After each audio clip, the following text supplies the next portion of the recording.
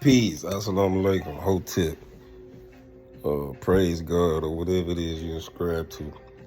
Y'all forget a mess back there. We still in the moving process. We haven't got settled in yet, so we still moving. So I'm just relaxing today. And I'm gonna get back on the grind tomorrow. As far as work goes. But so I just want to say I really appreciate the support, the subscribers, everybody who liking, everybody who sharing, everybody who comment. It is y'all that motivates me to keep pushing. So I'm gonna keep pushing, and we gonna grow together. And as soon as I reach this first goal, I'm gonna do a major shout out to the subscribers and everybody who give me shouts out in the comment section. And some of y'all, I'm going to ask if y'all would be my moderator once I start going live, once we get the channel to another point. So hear me out now. So I'm gonna finish my story that I started. I apologize, I had something come up so I couldn't finish, but I'm about to go on and finish it. That long ride to prison. So I was saying I don't know why that I, at that early age, 11, 12, 13 years old, I really can't remember. I don't know why I always thought that I would go to the penitentiary. Hold on, let me turn this TV up.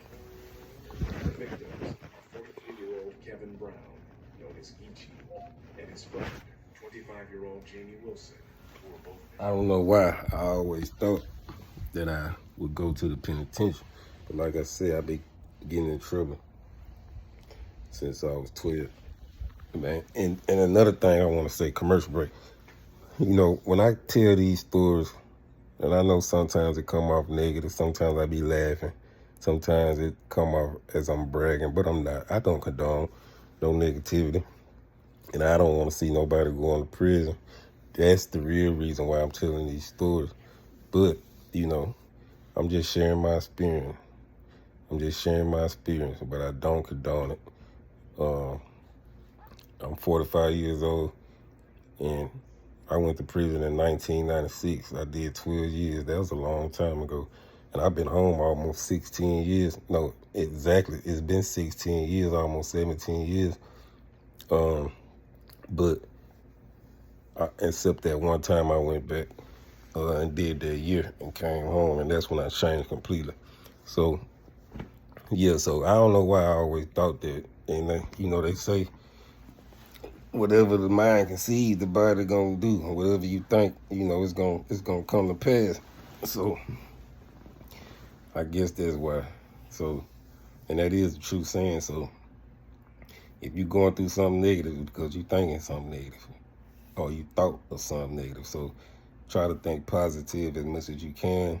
I know it's kind of hard, but try to keep that balance. So yeah. It's time to go to Parchman. That long, scary ride to Parchman, 49 North. And I know everybody done heard of Parchman. And I'm on the bus, and there's some guys on there that never been to prison, but they seem like they real, like they about their life. Then you had some guys on there. We're probably about 30 of us. Had some guys on there that have been to prison. And I can hear them talking. I'm ready to do this. I'm ready to do that. They're ready to get into the action. These type of guys, never learn, never change, never grow up. They end up in prison, in and out of prison their whole life. I know some homeboys like that. Got some family members like that. End up in prison, in and out of prison all their life. Or they end up getting killed in the street. Or dying of some kind of drug-related habit. So, and I can hear them guys, when you in prison or going to prison or in jail, the main thing to do most of all you have to do is observe. You got some guys that go to prison and they just don't pay attention to nothing. It's like they don't even understand, like, you have to observe in order to survive. You have to observe in order who you gonna deal with, who you ain't gonna deal with, how you gonna deal with people, how you gonna deal with certain situations. So I see some guys over there talking and they looking and observing, and I hear them talking about me. Again, I'm young, ain't got no hair on my face, got these pretty brown eyes. I hear him say, he look at him, he look like he green. You know what I mean? Little stuff like that. But again, my game is keep my mouth closed. So I don't say nothing. They talk, I don't say nothing the whole ride to the prison. Boom, so we get to 29, Castle Grace School, where it goes down. And when we get there, we passing by the fields. You got inmates out there in the field picking whatever they picking. Squash, potatoes, stuff that we have to eat. All right, stuff that we have to eat. All y'all going? I don't know. All right, y'all be careful. Stuff that we have to eat. All right. So I'm like, man, what have I got myself into? And as soon as we stop, eventually they take us out the bus in our shackles and handcuffs. And once you pull up to Parchman, it's the administration building sits in the middle, and then you got like 6 buildings on this side, and then you got like 6 buildings on this side. I'm at 29. Like, Parchman is a town itself, but 29 is real big. 29 is real big, and so you can see you got walkways. Back then, you had walkways that lead to each building. And then once you get inside the fence of that building, the walkway split where you go to that building or you go to that building. So the guys, you see some guys on the yard, and then all of a sudden you hear the officers that's, taking us off the bus. All of a sudden you hear the radio, and they call the code. So they get to running, and we looking, and we see some inmates. I think that was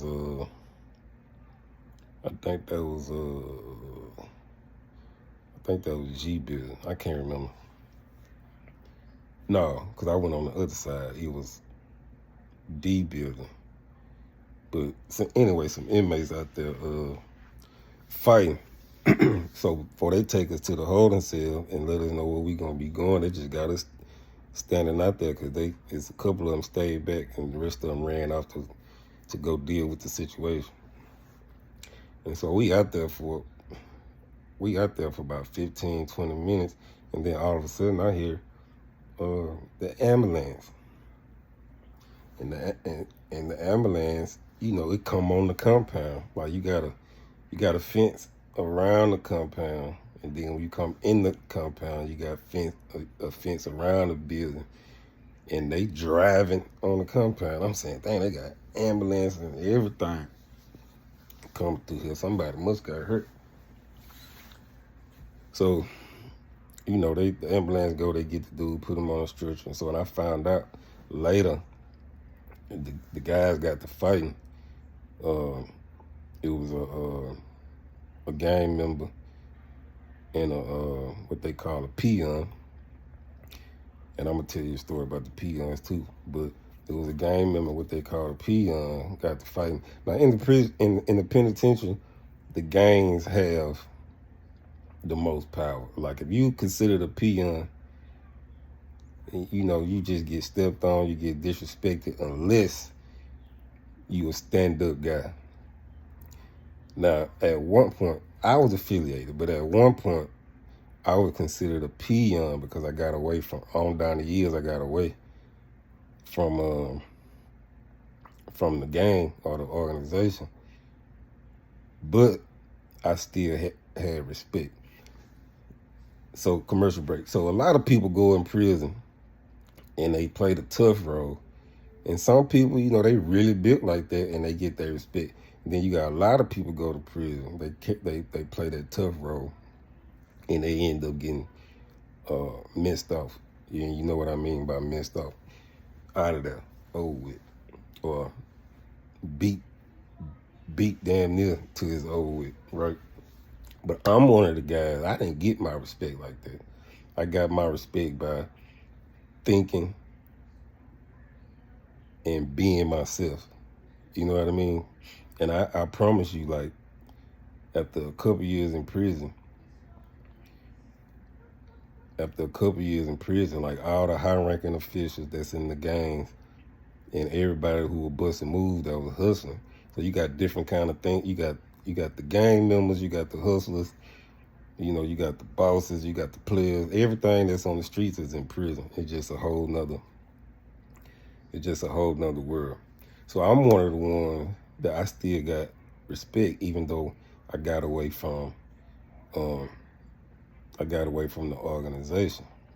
Even though I was away, I had so much respect for most of the guys. I'm talking about whether they vice lords, stones, gangsters, or whatever.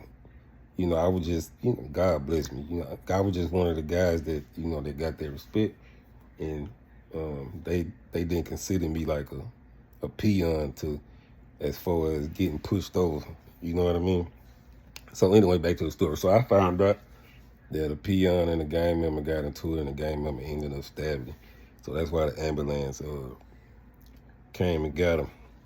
So they take us to inside the administration building to a holding cell. So before you find out where you're going, you know, you got to get you got to get checked in. Not like the gang. You got to get checked in with the gang too. What I'm talking about as far as the administration.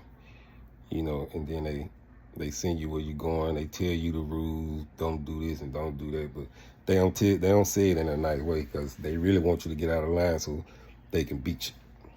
And that's another thing, especially in Parchman. Like, inmate was getting beat by the guards, and some of them was getting killed, and then they'll say that they killed themselves or they hung themselves. And I got some stories on that too. So we end up finding out where we going, and I ended up going to, I can't remember, I think it was D or E. The building that I was in when I told the story about the female officer tried to set me up and get me whooped by the officer. That's the building I went to. So the long ride to Parchman is over, but the long ride during these 20 years has now begun. So before I went to Rankin County, when I got my sentence, my mom was at court with me, and my father didn't come. See, my father, I didn't know it at the time, but my father couldn't deal with it. And my father's not he wasn't an emotional person. He never showed his emotion. But after so many years, I realized that he couldn't deal with sitting in that courtroom and that judge, telling me I got to do 20 years. So he didn't come. He went to work. Well, no, he didn't go to work. He stayed at home. But what I found out was my father almost caught a murder charge the day I got sentenced, because I guess he was so frustrated. And he blamed himself for me going to prison. But, the day he died, we got a chance to talk. Even though we talked about it even before the day he died, but the day he died, I sat in the hospital and talked to my father for like 3 hours before he passed. And we brought all that stuff back up. And I told him, I'm like, man, I know you blamed yourself for that, but it wasn't your fault, man. I was just young and stupid. But he blamed himself, because of, you know, he was in the streets or whatnot. But he was only in the streets. I'm making a video. But he was only, I'll be in there in a minute. But he was only in the streets to provide for the family. So, but he couldn't deal with it. And when I got locked up, my father got out the streets. He stopped drinking. He stopped gambling. He got 2 jobs. I mean, he became a better man. Man, he was already a good man, but y'all know what I'm saying. So we in the courtroom. Hold on, let me go back. So my father almost caught a murder charge. He pulled a gun out on a dude, and my father known for carrying a pistol too. But he pulled a gun out on the dude and put the gun to the dude's head. He pulled the trigger, but it jammed. Thank God it did, because he would have been sitting in there with me on that long ride to prison and doing that long time. So God bless him. But I'll tell the story about that in another story. So it's just me and my mom in the courtroom when I got my sentence. So when the judge sentenced me 20 years, 20 years, it wasn't funny at all back then. And so I looked at my mom, told my mom, like, Mom, this ain't training school. For those that don't know, in training school, Mississippi got what they call Oakland Training School, and then they got Columbia Training School. It's a boot camp for, you know, juvenile delinquents like myself.